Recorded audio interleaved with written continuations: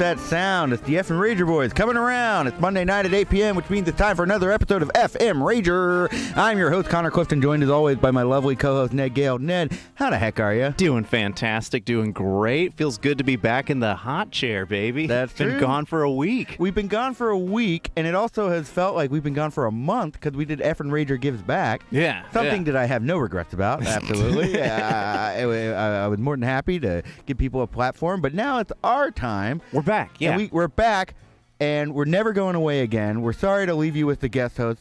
Thank you so much to Space Cadets for doing a kick-ass job, by the way. Yeah, for real. But we're never going to do that again. We will never leave you. Ned, why don't we just jump into it? Why don't you tell me, how was your freaking weekend? Sick. Oh, yeah? I was very sick last week. I got the flu. Sick. Yeah. No, the weekend was good, though. I actually went out Saturday. I saw Cats for the first time. Oh, that's right. The 1998? It was 1998. Yeah, 1998. yeah. It's weird.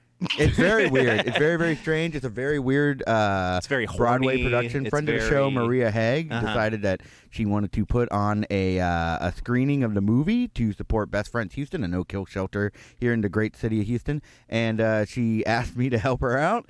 And I was more than happy to oblige. I love cats, and I love dogs, and I love the movie Cats 2019. I love the movie Cats versus Dogs. Man, yeah, the original Cats, very, very horny, very, very strange. Some cool makeup, though. I enjoyed that. I enjoyed all the Cockney accents. I watched you Big fan of Mungo Jerry. And Rampoteza. Yeah, I watched you while we were watching that, and you could not handle it. You were laughing so much. Yeah. It's a little... I wasn't ready for it. It's a little silly, man. Okay, so what else did you do this weekend? Man, what happened Friday? Oh, Friday we stayed in Friday night and we watched Naked Gun because you'd never seen it before. That's right. I've never seen Naked Gun. Yeah. I'm really bad about seeing movies. No, that's good. I'm glad you got to see it. Yeah, I've watched almost every war film ever made, but comedy, haven't seen that much. Yeah. And I'm working on it.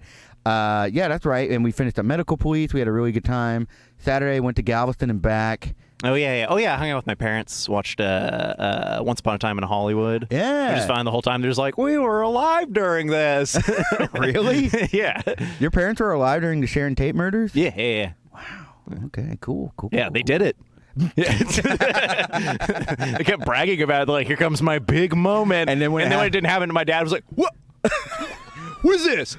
We got robbed. Give me the phone. Give me Quinn's number. I'm calling Charlie. Yeah. He's dead? No. What? When? I just saw him a year ago. At his parole hearing. Yeah. And then Sunday, we hung out a little bit. Yeah, I cleaned the house for a little bit. You know, we hung out with Cody. Yeah. And we got ready. We cleaned the house because we had a guest coming in. A super special guest. A super special guest. Yeah. And speaking of a super special guest that was coming into town, your guest tonight is none other than the super special guest that's coming to town. He's on a tour from New York to L.A. He's one of the funniest people we've ever met. We have talked about him before on this show after we got back from the Wootenanny Comedy Festival, which I'm sure we will ask him about again. Please, everybody, give a warm welcome to Will Abeles. Will, how are you? Hello, everyone. Yeah. Hi, guys. Hey. How you doing? Good. Cats. Are you a Cats fan? Oh, my God. I have like a whole thing about cats. Oh, let's hear it. So I was, like, when I was a kid, it was actually, I talked about this on my first album. But when I was a kid, I got sick one day. I had to stay home from school, and all it was like daytime PBS. And they had a full-on Cats marathon. Yeah. And I watched it like 6 straight times and became obsessed with it. I wish I had known this. Yeah. I would not have been struggling for conversation. Yeah, we were like pulling teeth. We're like, we're hanging out for 10 hours today? All right, I don't know. Let's talk about Bitcoin. I wish you just... We did talk about Bitcoin. I wish you just asked me my favorite cat. Who's your favorite cat? Magical Mr. Mistopheles. Obviously. Really? Okay. He was streamlined. He's thin. Which one's Mistopheles? He's the tuxedo cat. Magical Mr. Mistopheles. Oh, yeah. You went outside at that point. You had enough. I was done. No, I connected to him because we had the same body type. So. I like who's the cyberpunk one with glowing eyes? Cat. Yeah, I like Rumpus Cat. I like the Rumpus Cat. I'm a big fan. I like Rum Tum Tugger's song, but I think I don't like Rum Tum Tugger. You He did not looked like like he was Rum about Tum- to burst. he was. Oh, I thought he was all right. He's very horny. He's a cool dude. Yeah. Yeah. Nah. You don't think it's cool to be horny and a cat? What's wrong with you, man? No, but I think Skimbleshanks. Skimbleshanks. The railway I cat. like Skimbleshanks. I don't remember Skimbleshanks. Yeah, Skimbleshanks, the railway cat. Like How many times did you watch it? Because you really know. All right, let's move on from We cats. just saw it Saturday. We are talking about cats too much. Cats too? All right, Will, you have been on tour. I have, yeah. What's that been like? We've never gone on tour together. We've gone on the road before, but we've never done like a tour. Well, you're alone with your thoughts a lot, which can be a Hell yeah. good thing and a bad thing, depending on what's going on in your life. But no, it's been cool. So I left New York on January 8th. I do the road pretty often, so Okay. like being on the road's not too crazy. This is like the biggest stretch I've ever done. Because I don't actually know when I'm going back to New York. And there's a chance it's the third week of March, and there's a chance it's not till May. So I don't really know, because it's just like a whole thing. But it's cool. I mean, I really enjoy it. I like doing shows in scenes that I don't know at all. Like I did Philadelphia. I know Philly's scene, so like I kind of had an idea of what that was going to be like. And I knew Pittsburgh, and I knew that. But I've never done a show further south than North Carolina. So the last week specifically has been like, all right, when am I going to say something and someone's going to walk up on stage and punch me in the mouth? Like, what? But it hasn't happened, and it's been really, really fun. Like I was in Richmond last Wednesday. That was the first spot. I consider that the tour started on Wednesday, but really I've been on the road since January 8th. But the first week, I was able to stay at my parents' place and drive to all the shows. So I was doing like an hour out, an hour back, and my buddy and I just lived with my parents for a week, which was Nice. They were so much happier to have him around than me. They're like, Alex is just so great. He really is such a nice boy. Why don't you tell nice jokes like your friend? Why don't you stop talking about your mother? Yeah. But yeah, I did Richmond, and then I went to Atlanta. I didn't do a show in Atlanta. I just needed to stop over because I was heading to Pensacola. My brother lives in Pensacola, so I set up a show there and got to visit him finally down there. Nice. And that was very, very fun. They had a really good room. It was in a Days Inn. The bar at the Days Inn. It was, which like the more you do this, the more. Yeah. When you walk up to a hotel, you're like, I would be here. Yeah, that makes sense. Like, this isn't that. It's not as great. Like the first time you do it, and you're like, oh, I'm doing like this bar at the back of a hotel. Like this is crazy. And then you keep doing it. And you're like, oh no, they're all in the back of a hotel. It's when they start getting in the back of motels, so you guys start getting worried. Yeah.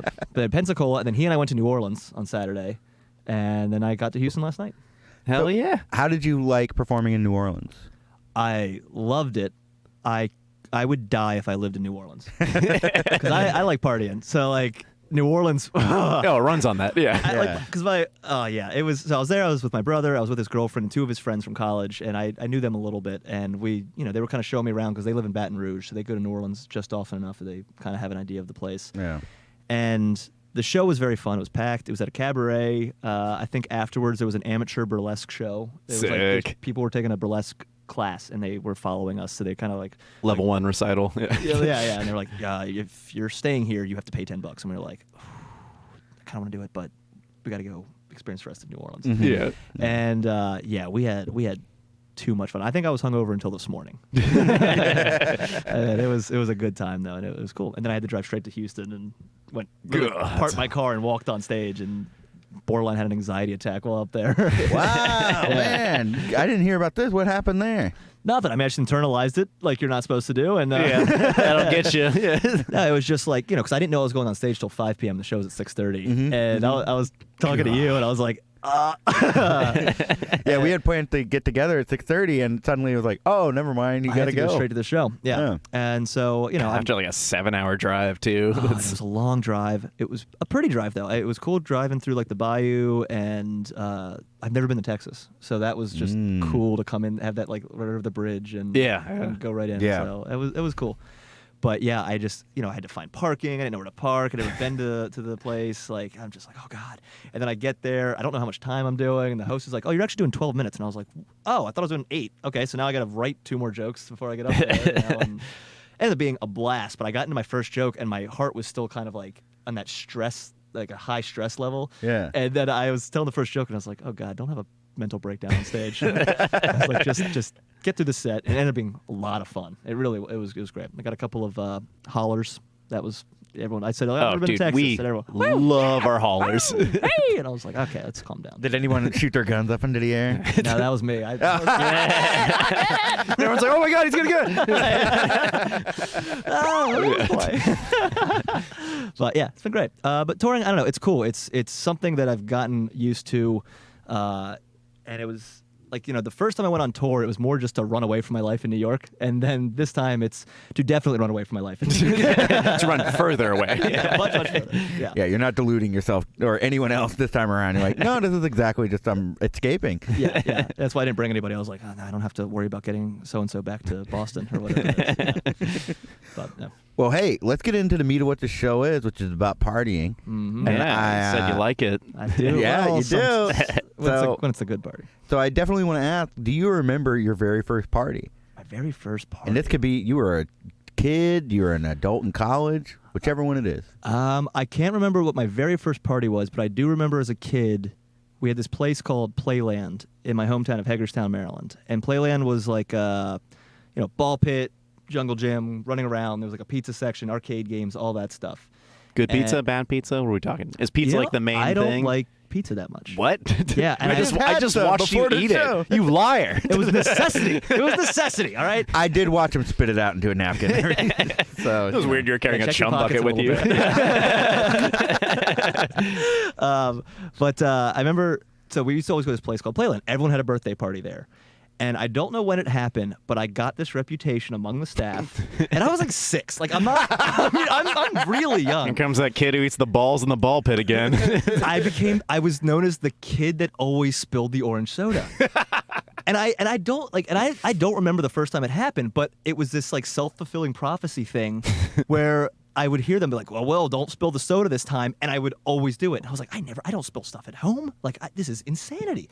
So I remember those parties always just having some kind of dread because I knew I was gonna spill this orange soda, and this woman was, I don't remember her name, I don't remember who the waitress was. I just remember being like a middle-aged woman that, got her rocks off by tormenting this 6-year-old kid about his orange soda spilling problem. And so I remember that was probably the first, like, okay, we're at a party. And then I wasn't a recluse, but when I was in middle school, me and my best friend Mike, there was a point where like everyone's like, we're gonna try like drinking for the first time, we're gonna try smoking for the first time, we're gonna hang out with girls. And like in 6th grade I was like, yeah, I'm gonna hang out with girls. Then in 7th grade I was like, Mike, what if you and I just spent 2 straight years in your basement playing with Legos and recreating Lord of the Rings? That sounds cool. We're going to listen to prog rock. We're going to, And that's what we ended up doing. We ended up just like making videos in his basement for 2 years. And we have very similar middle school experiences. I'm among a lot of Lego movies. Yeah, me and my brother got a hold of a script of A Christmas Carol, and we recreated it with Lego and filmed it. And I'm so glad we can't find it. Oh my God. Oh, I found them. I just don't know how to play them because they don't make the cameras with those types of tapes anymore. DV tape. Yeah, whatever it was. Yeah. So we missed out on partying for a bit, and then I think we got around like sophomore, maybe junior in high school. And we both were kind of like, we gotta get out of this basement. Like, it smells weird in here, right? Like his parents were like, "Is Will still down there? It's been 4 years." He needs to start paying rent. But yeah. You drink from the milk carton and your face is on it. He's like, "Oh, we gotta get out of here." This is bad. No. You can't text your mom yet. You're just like, where's the landline? I gotta call it. What's the area code? And then finally, like, junior year, we were like, all right, we'll try partying, and it just always seemed to go terribly. I always like. But I never got in trouble with the cops. The one time I could have gotten in trouble with the cops, they showed up like 15 minutes after a friend was like, you got to go home. And my buddy Mark walked me through it. We walked through a court. We lived out in the like a bunch of farm. It's a farmland, but like we were living in suburbs. But we had to walk through the farm. I don't know how we didn't get shot by like a Mennonite or something. Looking back, but we had to like walk through his field, and we got back to Mike's house. With the Mike's, we're like, let's just bring the trouble to him. I know this basement, and I got in, and I broke like a clock, like 2 glasses. And Mike was like, just lay on this couch and don't move the rest of the night. And then the next day, Mark was like, dude, we left and the cop showed up. And I was like, oh, we missed out. Yeah. We did it. And yeah, and that's kind of how partying was in high school. And then pretty much college too. Yeah. That's it. What would you say like your party style was? Were you like a total rager at those parties? I mean, it sounds like if you're breaking clocks and spilling orange soda into them. 16, and just being like, I've had 3 Smirnoff Ices. Like, I can't use my legs. You know? College. Well, so I went to school in Boston, and I didn't know a single person when I first got there, and I was like, all right, you gotta like reinvent yourself, you know. And so the summer between my senior year and Will is a greaser now. baby. So between my senior year and my freshman year, a very popular movie came out called Superbad. Hell yeah. And Superbad connected to me on a very deep level. I saw it 7 times in theaters. That might be my most seen in theaters movie. Yeah. I couldn't get enough of it. And I went to Emerson College, it's up in Boston, and I actually only went there, like, one for my major, but I got recruited to play soccer, and then I got cut from the team, and I was just like, what am I doing here? Like, this is not the plan. But the movie, I became friends with the soccer team, and we were there before most of the school got there, because we had this, like, tryout or whatever. Mm-hmm. And so I'm just hanging out with these soccer guys, and we went and saw the movie, and then someone was like, "Oh, I get it. Like, I get why Will likes this movie." And I forget how it happened, but someone started calling me McLovin, and it snowballed into this thing that, like, I probably should have died my first semester of freshman year, because the seniors on the team would be like, "Oh, McLovin, you got to come to our party," and no one knew Will Abeles. They only knew me as McLovin. So I had this like. I mean, I was like a vigilante. Yeah. I would just show up at these parties, and I would like black out, cause mayhem. I think I got sick like every fucking weekend, like just every weekend, because everyone's like, McLovin's the man. I mean, like it got to a point where I remember the next year I eventually joined the tennis team, and the next year I was telling some story, and a guy in front of me who is a friend to this day was like, yeah, I was at that party, and there was this dickhead who he climbed onto my table, and he like started yelling something, and then he went and did a keg stand, and I tried to stop him, and then all of a sudden like 5 dudes came up and tried to kick the shit out of me, and they're like, that's McLovin, dude, you don't touch him, and I was like, oops, sorry. Sorry. It seems that it's not even working, man. Oh, we're out of dumps? I think we're out of dumps. We used all our dumps. We're 89 episodes in, out of dumps. Well, see, I told you somebody messed with this. And I don't know what's going on. It's that show next door that took all our dumps away from us to try to get us off the air. Oh, the show over there? They did not like us. Oh, well, I'm glad you know what? If anyone's going to come up here and end this thing for you, I'm glad it was me. I'm glad. Yeah, dude, we have been... Dude, freaking McLovin ruined our show? Are you joking me? I think we have been trying to get canceled at this point. It's like... Well, it's popular. It's popular. Dude, all the stars are doing it. I will check myself from here on. Sorry, Mom. No, so your McLovin brigade saves you. This guy's like, I don't know what he's talking about, but I was like, yeah, I'm McLovin. Like that's who I am. He was like, oh my God, I knew you looked familiar, but I didn't know. And like we've been friends ever since. But luckily that was confined to just my freshman year, because I do not think I would have survived past that. Like, it would have been tough. But that also like cultivated like pretty much who I was in college, and then eventually I got my own house and was like, now I'm gonna throw the parties. Ooh, what kind of parties did you throw? I had the party house in college. If it was at my house, it sounds weird, but if it was at my house, I kept it contained. It was like invite only, and we all danced, we had a good time. You all wore masks. Did you give your we all wore masks? It was all mask to the and Will robes. Abeles masquerade. It was always a gimp. Yeah. Did you give your name like a cool party house name, like the complex or the dungeon? No, it was just the house that it was in Boston. It was like it was in Cambridge. But the biggest party we threw, I was in a fraternity, but Emerson's fraternities are kind of a joke because it's a liberal arts school and we're all TV and film nerds and journalism guys. And so my fraternity only had like 7 people in it when I was in it. What was your letters? It was called Alpha Pi Theta. Nice. And it was cool. Like that ended up getting me most of the jobs I've actually had since. But we wanted to throw this party. I remember what it was. They asked me what I wanted to do within the fraternity, and I was like, I want to be the social chair. And they're like, fine, you can be the social chair, but you have to like figure out, you have to do stuff. You can't just like make this some BS job. And we decided to throw a party for Toys for Tots. And I had these friends, like we were going to do like a charity for Toys for Tots. Mm-hmm. And we called it Shots for Tots.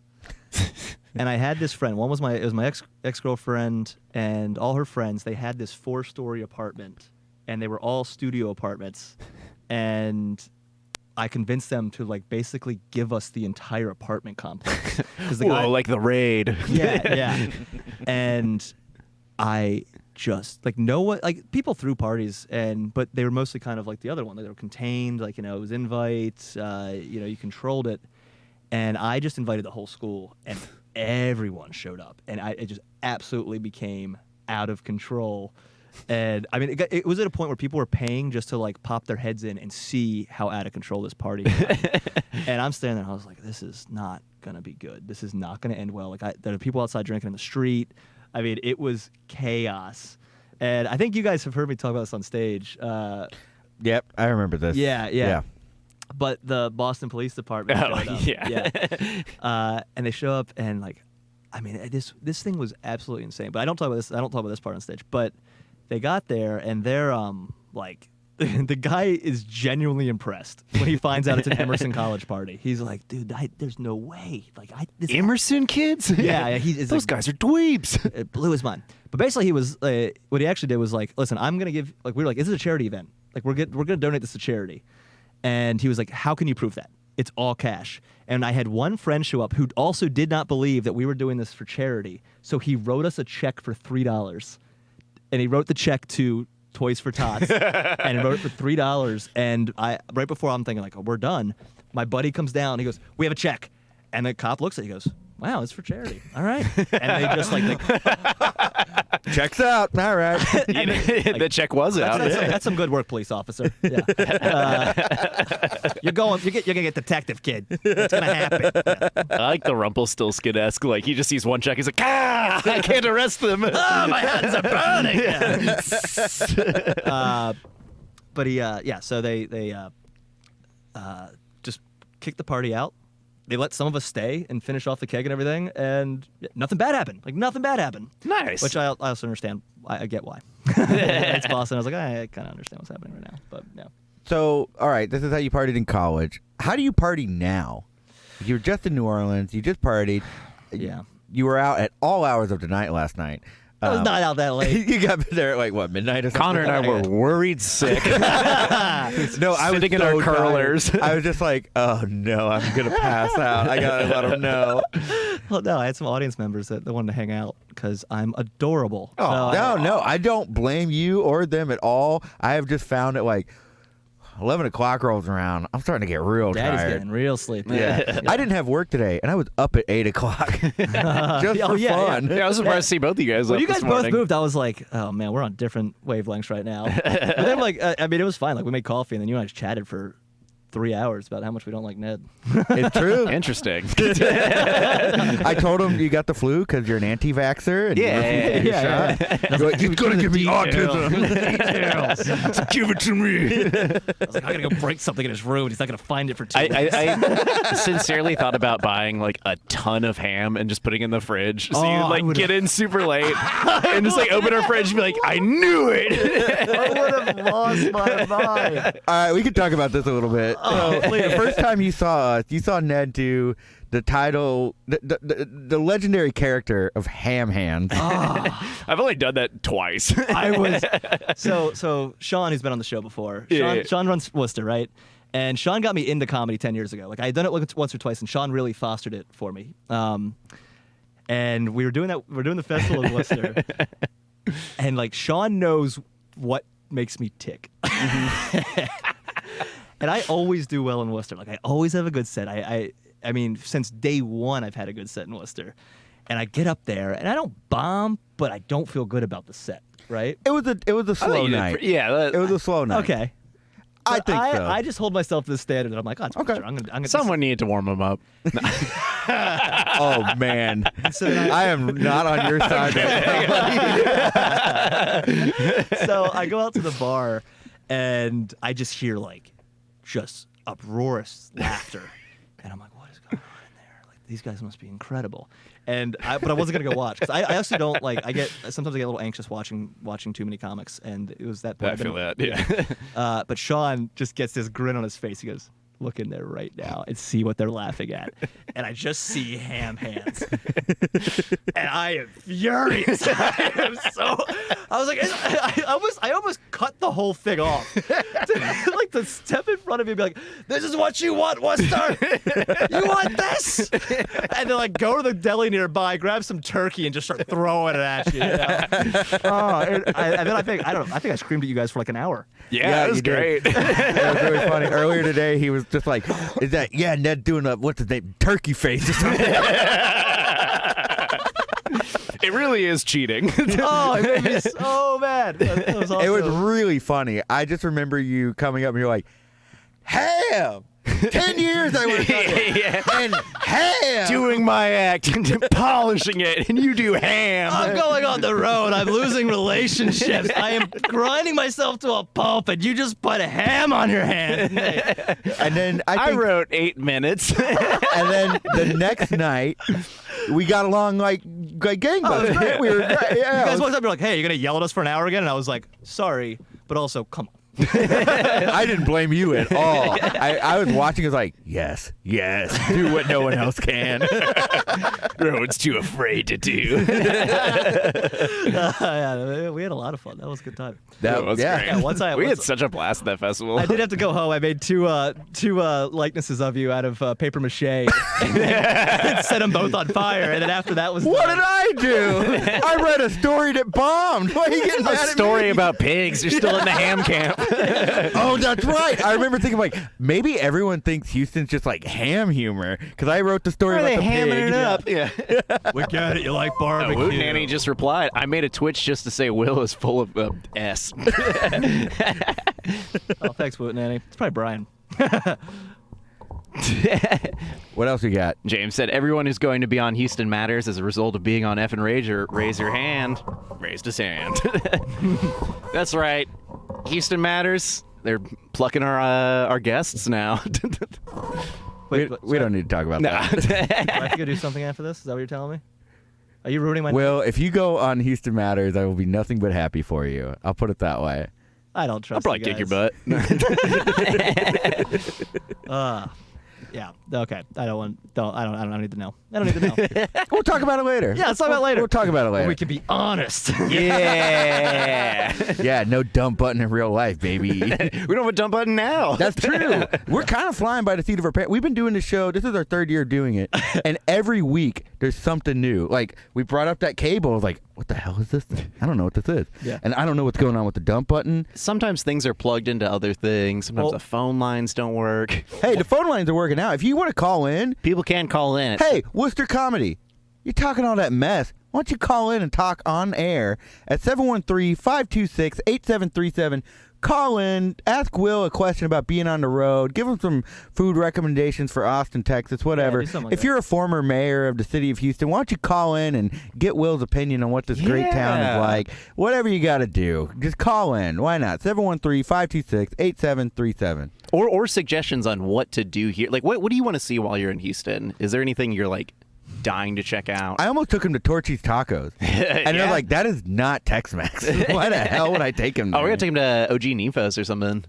Yeah, maybe. Yeah. Well, I don't know. Get some margs tomorrow for lunch. Ooh. I'm a mischief maker. So Mischief yeah. Oh, my man. I like to do my shows and then disappear into the night and pray to God I don't end up in Mexico. It's closer here. Yeah. That was my one thing. I'm like always like I was like, oh God, I'm getting real close. I think when you're in Marfa, that's when like Yeah, that's Oh, yeah, No, that's that- when you're like an hour away. That is like I'm doing my show and going right back to my tent. I'm getting a tent. Oh, you're staying on the El Cosmico? Yeah, that place is cool. I was gonna bring a tent and then I was like, wait, then I'm just gonna have a tent with me.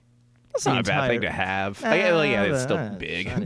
Yeah, I don't have enough room in my car, so I was like, I'll just spend the extra money and get this luxury tent. A yurt. Yeah. Yeah, really make myself feel like this is where you thought your career was going to go when you started headlining. Is you were going to have to still rent a tent.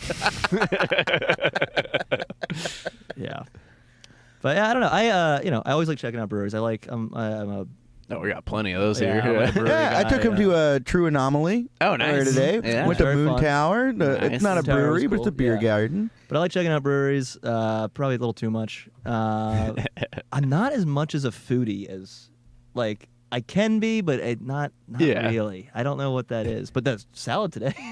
As you can tell, because I had a salad Oh, today. hell yeah, man. Yeah, I kind of panicked. I realized I don't know if I'm You a took him to Cafe Adobe. I took him to Bohemios, but I was kind of panicking because like I'm not a foodie, but I'm a fat ass. Like you have watched me eat 3 meals today. I have, and it's like 8:30. Yeah.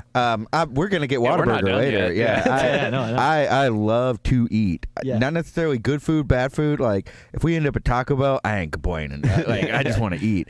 So I definitely panicked. Bohemios I thought was good. Yeah, you got vegetables. I got my vegetables. I got some shrimp. Yeah. That was very good. Yeah. That was great. And Shrimp's great there. And it was funny because I was like, I want something light, and you were like, well, this is Texas. Even our light isn't what you're thinking. And like the salad came out, and I was like, that's a lot of vegetables, which has never crossed my mind ever. That was Yeah. the first time it's ever gone through my head was like, that's too many vegetables. Like, We like our eatings. Yeah. Well, I mean, hell, tomorrow we're gonna get barbecue. I know. And- that I'm looking forward to as well. So yeah. you mentioned something. You're like, I'm hit or miss on barbecue. As you've been traveling, I feel like every state's barbecue is a little different. Have you messed around with brisket before? That's like our big thing here. Not like really in North Carolina. See, the problem is I'm poor. Oh, Oh, no, it's made of animals. You just find one, take it out. Oh, that kind of brisket. Oh, okay. No, so like when I travel, like I do, I ration my food in that Right, way, yeah. and I have a lot of snacks in my car. So, and I don't, because you just get bored. I'm in the car for between 5 and 9 hours every day. yeah. And you just get bored, and you don't realize how much you're actually snacking. And then you get to the show, and you're like, why am I not hungry? And you're like, oh, because I ate 3 bags of beef jerky on this drive. Yeah, what's your road snack of choice? I do a lot of beef jerky. A lot of beef jerky. I try and do some dried fruit. Have you stopped at Buc-ee's yet? What's Buc-ee's? Oh, yeah. That's man. like We the got one? Texas gas station. It's the You've seen it, the holy giant mecca. beaver. No, I haven't Really? noticed it. They have the crassest, most ribald billboards. Yeah, where you'll they're see just like eat our 1,000 billboards on the way to Austin for it. and they'll say stuff like Alright. "eat our beaver nuggets" or like "eat our beaver balls" or something like that. I think it's rude. They're ridiculous. Wow. Yeah, a Yeah. little much. How did I not see that? You're gonna Man. see I'm definitely gonna- on the way to now I'm gonna be Austin looking for it, they'll yeah. be like in 100 miles there'll be a Buc-ee's. Like Yeah, it's like yeah. really getting you primed and ready for it. Oh man, have you had a kolache yet? No. Ah, all You right. did mention that earlier, though. Yeah, okay. Yeah, what are So- you doing, Connor? You gotta. Shut up! You went to work. I had to deal with this guy by left us. myself. I have to earn money to keep that roof over your head. Our head. I'm not leaving. A kolache is you can get them at like a donut shop here in Houston, but it's just like A breaded pastry with like meat inside of it, meat and cheese, or sometimes fruit. It's a Oh, Czech it's like thing. a Nicoboli or something. What What'd you call what me? the Yeah, you heard me, you too. friggin' hickaboli? A Hickaboli? Nicoboli. Nicoboli it's, Crane? It's in. It's a restaurant. There's. What's the restaurant called? Nick's. And it is in Rehoboth Beach, Delaware. It's called Nick's, and they are inside-out pizzas, but they're like stuffed with meat. It's not a calzone though. Okay, It's a Nicoboli. that sounds up my alley. Bread, meat, and cheese. My dad, his birthday present for like years used to be my grandmother would just bring back a box of frozen Nicobolis from the beach, and that was Okay. what my dad got every year. We're getting some suggestions stuff at Haruska's, which is a good place to get kolaches Haruska's on the is way really over good. to Austin. It's a mom and pop gas station where they focus on kolaches, and Buc-ee's bought a big old billboard to cover up their sign to say like only 100 miles left for the nearest Buc-ee's. They are ruthless. Yeah, Buc-ee's will like strong arm any small gas station that use like if they use a cartoon animal, it's like that's our thing. Or like Wow. if they advertise clean bathrooms, they'll sue them because they're like, no, clean bathrooms are our thing. Buc-ee's does have the cleanest Yeah. bathrooms. Oh, but really? they're very clean. Yeah. Your bathroom has to be disgusting, or you can't exist in our neighborhood. Hey, amen. we have Sheets and Wawa. Those are the two competitors, like kind of in our area. Sheets? Sheets. SHEETZ. There was a moment where I was like, did I say S? I think I said S. We stopped somewhere where I got a Lucky Money card. Was that what it was called? Lucky money. Remember we yeah, stopped yeah, at no, that- I know what yeah. you're talking about. I can't remember what that gas station I was got rid of called. it. I was like, this is just taking up space. I don't remember. They didn't have ham. I was really upset. I had to go to Subway to get my ham. You are just. That's right. You had to get a plain ham sandwich, no cheese. She's no like, you want any toasted. mayo on it? And I was like, God, no. No, just give me the Oh, ham. stop. And then we threw the bread away. He's like, do you want to eat this? I was like, not before I'm on stage. Are you kidding? I'll be gassy. Oh man, I'm right there with you on ham hands, man. Dude, I'm telling you. Ham hands comes from a place of hate. It was something I pitched to someone, and they're like, "No, that's the dumbest thing I've ever heard." So I did it for their going away party, and then I was in a stand-up competition, and I don't do stand-up at all. That's right. Sean and Mairead were hosting. Yeah. So I don't do stand-up at all. So I did you win the competition? I wrote 5 minutes. I got to the second round, and I told everyone, it's like, if I make it to second round, I will do ham hands again. And everyone's like, okay. And I did. So I was like, uh-oh. So I wrote that full 8-minute set. And then I ended up getting second or third. You got second place. Oh, third. my God. Yeah. I thought you got second place. Whatever I just it may remember be. Bob was so mad at you, he threw the money at you. Bob was throwing a lot of money at me. Well, you are pushing me one step closer to quitting. So I did stand up the other times. I did okay. Nope. It's just the ham hands. Just makes me so upset.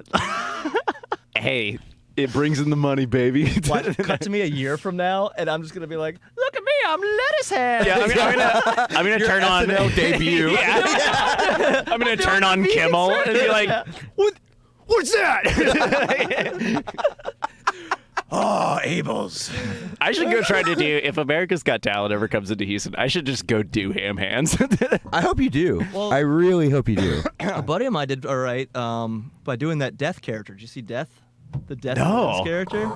And he got some notoriety because the judges hated it. But America was like, this is hysterical. He's Death doing stand-up comedy. And yeah. On America's Got Talent? I think it was last year. Yeah, I'm actually going to see him in LA. He booked me on some show, and that's the only reason I'm bringing him up now, because he booked me on something. I only saw the mime who was goth. Are you talking about tape face or Tape whatever? face, yeah. He put I tape on don't. his face, and he was just freaky deaky, man.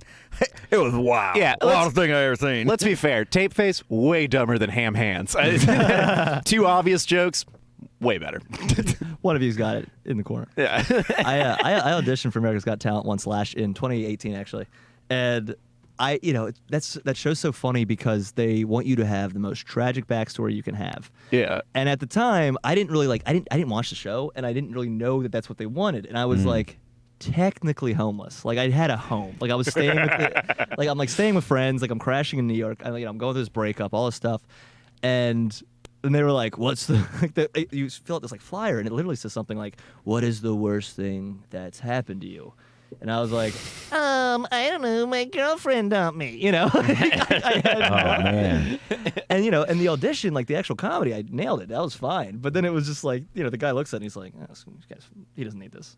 He's not. Now I look back, I'm like, I probably should have mentioned the whole, homeless thing. I told you earlier, I milk the cancer thing as much as I can. Yeah. I got to do that. It's every week on the show, man. Yeah, he couldn't. He was foaming at the mouth earlier to bring it up. I was like, all right, man. Ask me about it. Just get it over with. Ask me about it. Yeah. It's 9 a.m. We've been up for 40 minutes. It's what's this photo? Barbara Bush. Who's this kid? Oh, that's the whole thing. Don't worry about that. I just happened to put it on the coffee table. I noticed you hung that up last night at 11 p.m. Well, Will's not here. I wanted to show him this thing. I guess we'll just hang it right here. Can't miss that. It's on his pillow. Yeah. Yeah. How dare you joke about something like that? Come on, guys. This is really hard. There was a point when we started joking. I was like, you are just asking to end this career, Will. And this is also I was on a podcast recently and cancer came up, and I was like, I can't keep coming up. This can't be my theme. That's right. You're talking about that. Yeah. Hey, man, just be whenever it does come up, be like, let me just get this out of the way. Cancer sucks. And then people are like, oh, okay, you're one of the good guys. I know it's a hoax. Yeah. The government made up. Why aren't people talking about it anymore? Let me tell you. It's just millennial invention for attention, It's like, okay, how many followers on Instagram? They just made it for more clicks. Yeah. Okay. Well, Those comments are blowing up. Do we got anything else? Yeah. We said one of People's like, BS, cancer talk, this is crap. this guy's speaking what we're thinking. Someone said my friends from Chicopee, Massachusetts had never had Texas brisket, only corned beef brisket. Blah. What the hell is that? Also never had pimento cheese or banana pudding. You never had banana pudding, my man? Banana pudding? Who is this Chicopee? What's going on here? Who is this person? Sean? Have you had pimento cheese? Yeah, it's just that gross cheese. Gross. Whoa, hang on. You like pimento cheese? Yeah, it's a Filipino classic. Is this like a Texas thing? I'm gonna find out. I guess so, shake 'em up. We put them in our coffee. Well, Put it in my brake fluid. We do have a friend who puts cheese in coffee. Ew. Maria, friend She of the does? show. Yeah, our next door neighbor. Not a friend anymore. Why? She'll put like a block of, not a block, but like a little cubelet of cheddar cheese in her coffee. Huh. Oh. Is that good? Is it like She bullet says coffee? it's amazing. Yeah. And- Okay. I don't I'll turn put my nose easy up. cheese in my coffee. I don't turn my nose up Philly at it because style. I told you before, like I'll put cheddar cheese on a slice of apple pie. There's nothing wrong with that, though. That makes more sense to me because the contrast in flavor. I guess that's like coffee. But I don't know. It's like I drink kombucha, but when someone's like, "Oh, how's it taste?" I'm not like, "It will change your life." I drink it for like the health purpose. When someone asks me, I'm just like, "Give you some cheese." yeah. It tastes as good as would something help that it. helps your guts can taste. Like, what do you think? Yeah, cheese would definitely help it. Oh, okay. So let me ask you. Mm-hmm. You're doing this tour stuff. You love to party. Okay, I want to go back to that. Okay. As adult, I want to talk about adult Will partying. Okay. All right. So I have, I can't even get through it.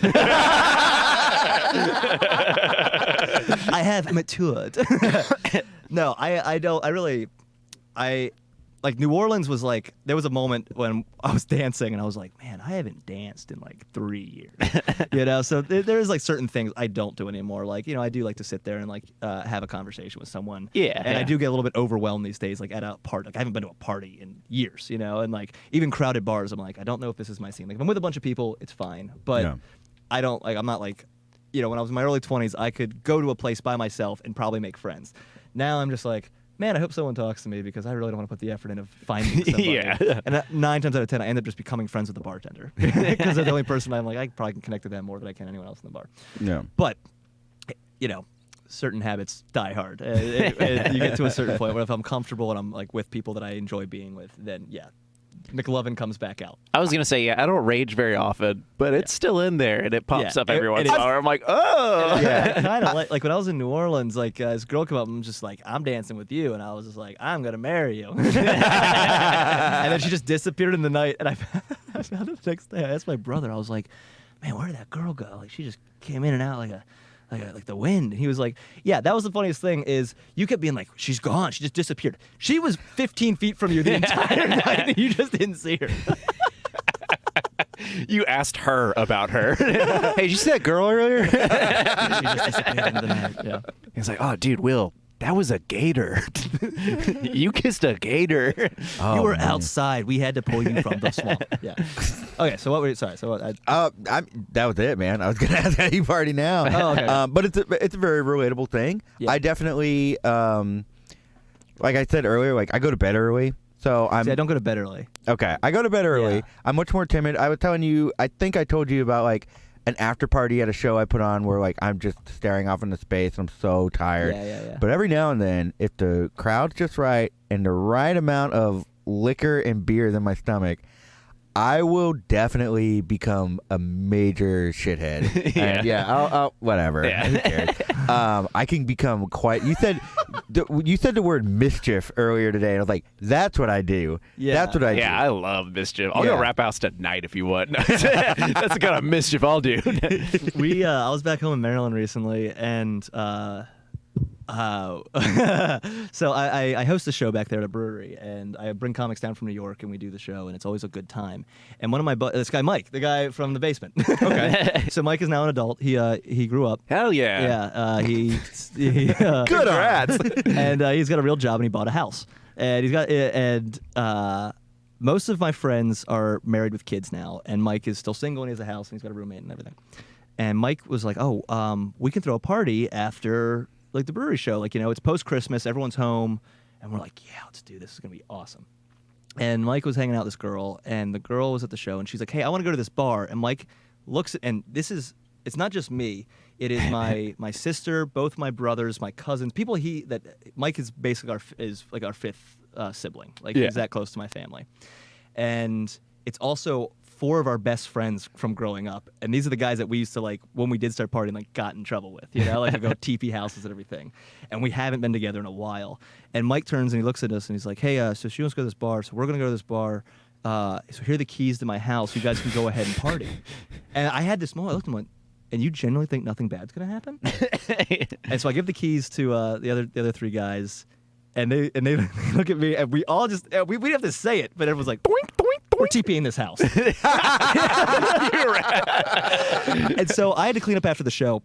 So I'm there for like 45 minutes, maybe 50, and I come up and like Derek and Unger and Tommy have just snowed the place down. Collectively, we all agreed the next day, not our best work. Definitely not our best work. But my brother Kevin, who's 18, he was trying to TP it, and he didn't know how to do it. And I was like, oh yeah, people don't do this anymore. One, because we're 30 and we're not supposed to. But it's not like kids cyberbully each other now.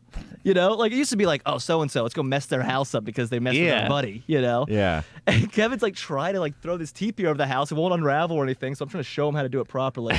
And Mike, underhand. What are you doing? Yeah. Like I only threw one roll, Mike. I only threw one roll, as I said originally. That's my story. I'm sticking to it. I threw one roll just to show Kevin. But Kevin couldn't figure it out, and it was incredible. It was just incredible. I was like, oh, this is something that like a lost art we can take. Yeah. We take, and I will teach my kids, and he will teach his kids. Did he even know how to take a dump into someone's gas tank? Come on, standard things we all used to do. He didn't even know how to shove a potato into the muffler and let his car explode. But yes, we TP'd it, and Mike got back and was just like, are you kidding me? And then he has to go inside, and my entire family's there, and we're all just like, we got you. And then my brother and I took it too far, and he pushed me through his ping pong table. My brother Charlie and I, we take it too far, and so that I did feel bad about that, but not too bad. I think the last big mischievous thing I did as an adult, when I knew better, is I was visiting my parents, and I had gotten a little drunk by myself, and their neighbors had those deer in the yard. I was like, oh, I know what I'm going to do. And I made them all look like they were having sex. Ha, ha, ha. Hey, we're getting a phone call. Hey, you're on Effin Rager. Yeah, hi. This is former Houston Mayor Anise Parker. Yeah. Hey, Mayor Parker. How's it going? How are you? All right, thanks. Hey, I hear one of your fans was on Houston Matters recently, or was going to be on Houston Matters. Yeah. We heard about that. Good for him. Well. So I'm only calling because I was on Houston Matters once. I remember. We Mayor know. Parker. It was really fun. I pre-interviewed you. Do you remember that? Do you remember when I pre-interviewed you? May or may not be aware. I went to Rice. Oh my God. Hey, Anise, we have someone from out of town here. What should they do in Houston? How should they see the city through your eyes? Go to the Cistern. Oh, we should go to Orange Two-Headed Dog. It's Orange Show. Hey, we're actually going to go to Two-Headed Dog after the show. So, well, then I might be there later. So. Oh, cool! Can't wait to see you, Mayor Parker. When I went over to be on Houston Matters, of course, that meant that I had to go over to the University of Houston. Oh, hold on. Are you about to talk mess about my alma mater? Well, I am shocked that you would think I would do that. Oh, if I know anything about you Rice D-bags, it's that you're going to try and rub it in my face. Well, you should know that when I was at Rice, we had a saying, you can't spell duh without UH. Yeah. Wow. And when I was at U of H, we had a saying. It was called Ruck Fight. I'm hanging up on your ass. I was going to ask him something. Hey, Mayor Parker, call back in the next 2 minutes. It's okay. It's not important. I was just going to see if mayors all called each other and knew each other. See if you knew the mayor of Hagerstown. Hey, actually, Mayor Parker and Garcetti in L.A., they did like a bet on the Galaxy versus Dynamo game. Oh, okay. And Houston lost, so Mayor Parker had to wear a Galaxy jersey. Oh, okay. It's probably one of the darkest days in Houston history. Yeah, it's why she's not mayor anymore. I'll tell you that much. Yeah, she got chased out of town. Also, she hit her term limits. Do mayors have term limits? In Houston, you get 3. I don't think Hagerstown does, because this guy's been mayor forever, and he's like, "You gonna come at me, Bob Brucci? Huh? You gonna come after me after this?" But he's like a used car salesman, and he's just. I don't want to say the dumbest man on the entire planet. It's a pretty big planet. He tried to pick a fight with London's mayor, and I was like, I don't think you guys aren't like the same caliber of mayor. Like, I don't think you're supposed to fight with. Was it pick a fight in like a fun way or pick a fight in a Trump way? No, it was exactly that. Okay, yeah, gotcha. It was like a dark day, but it was kind of cool to see the town rally and be like, you suck, man. So I was expecting to go the opposite way, and I was like, oh, good job, guys. All right, cool. Are you still the mayor? He's still the mayor, and I made a joke with like, and I said it was a joke, But there is this very small, crazy part of me that's like, I'm going to run for mayor. I'm going to take him down. We're going to have these epic debates. It's going to be incredible. This is the announcement right here. You heard it first on FM Rager. Next mayor of Hagerstown, Maryland. Campaign is just officially launched.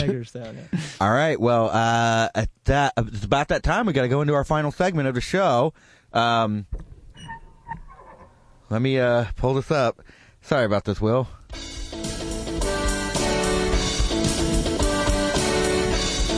Yeah, I don't like your grin. Something's happening. I want a new plug. Tell us what's going on. Tell us all the stuff you're doing after I sing this song. All right, Will, what do you have to plug? I don't have to plug. Me. Just me. Someone come here and plug me. So lonely. Okay, so let's see. I mean, so I'm on this tour, and I'm going out to. So I'm from New York to LA and then back. I'm in LA for a month.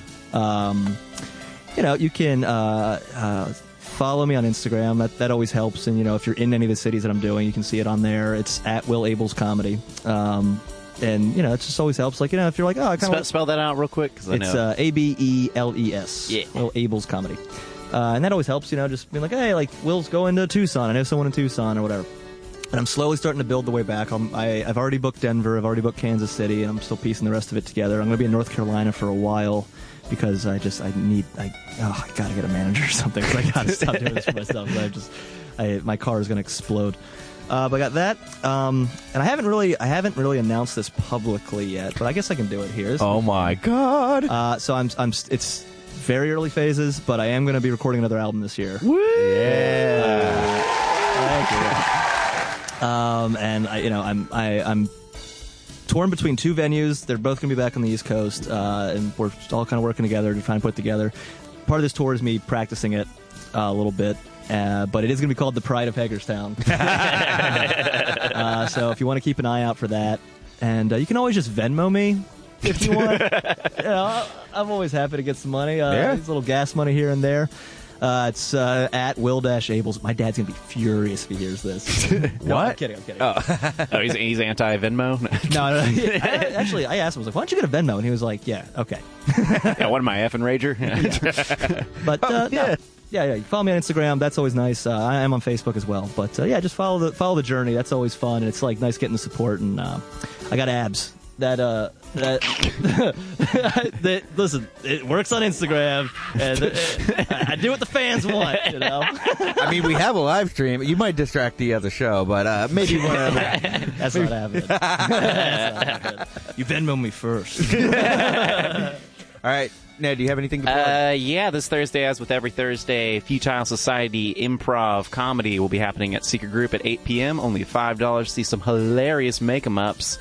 And then that's it. All right. Cliftocurrency on Instagram and Twitter. On February 14th, I will be performing at Faking It. Oh, yeah, me too. Oh, you had your chance. No, I'm just kidding. Ned and I will both be performing at Faking It. I'm really, really excited to be on the show again. I love this show. Kelly Juno, friend of the show, is the host, creator, producer of the show. Go out. Go check it out. It's going to be so funny. And what else are you going to do? Go on a friggin' date? Yeah, right. Go to the Sonic movie. Hit me up. Other than that, I got nothing. I got nothing to plug. I forgot. Also, Houston, I'm going to be at Secret Group for 2 shows tomorrow at 8 and 10. Oh, yeah. Yeah, Clean Comedy Show and Trash Flavored Trash come out. So come by. I didn't bomb on Sunday, so hopefully it continues that way tomorrow. Yeah. Or you used up your one good one. I'm excited to see it. And if all else fails, you can throw ham on your hands. Oh, God. Sorry, buddy. This is my ham town. All right. Do you have any parting words for our listeners before we... Ham hands will rue the day they cross me. You heard it here first, folks. Bye.